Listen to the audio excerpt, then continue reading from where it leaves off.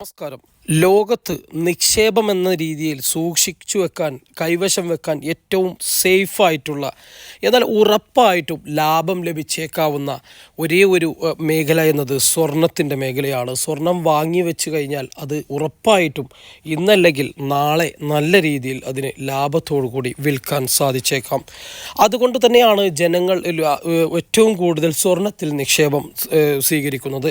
നമ്മുടെ കേരളത്തിലും ഏറ്റവും കൂടുതൽ ആളുകൾ വാങ്ങാൻ ആഗ്രഹിക്കുന്ന അല്ലെങ്കിൽ കൈവശം പെടുത്താൻ ആഗ്രഹിക്കുന്ന ഏറ്റവും നല്ലൊരു സമ്പാദ്യ മാർഗം എന്ന് പറയുന്നത് സ്വർണം തന്നെയാണ്.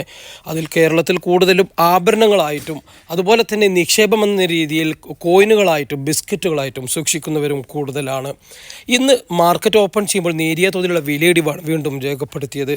ഗ്രാമിന് 5740 എന്ന വിലയിലും പവന് 45,920 എന്ന വിലയിലുമാണ് വ്യാപാരം ആരംഭിച്ചിരിക്കുന്നത്. സ്വർണത്തിന് വിലയിടിവാണ് ഇപ്പോൾ കുറച്ച് ദിവസങ്ങളായി മാർക്കറ്റിൽ ഉണ്ടായിക്കൊണ്ടിരിക്കുന്നത്. സ്വർണത്തിൽ കൂടുതൽ ആളുകൾ നിക്ഷേപം നടത്തുന്നത് മറ്റു യുദ്ധ സാഹചര്യങ്ങളും മറ്റു സാഹചര്യങ്ങളും വരുമ്പോൾ വലിയ രീതിയിലുള്ള കുതിച്ചുകയറ്റത്തിന് കാരണമാകാറുണ്ട്.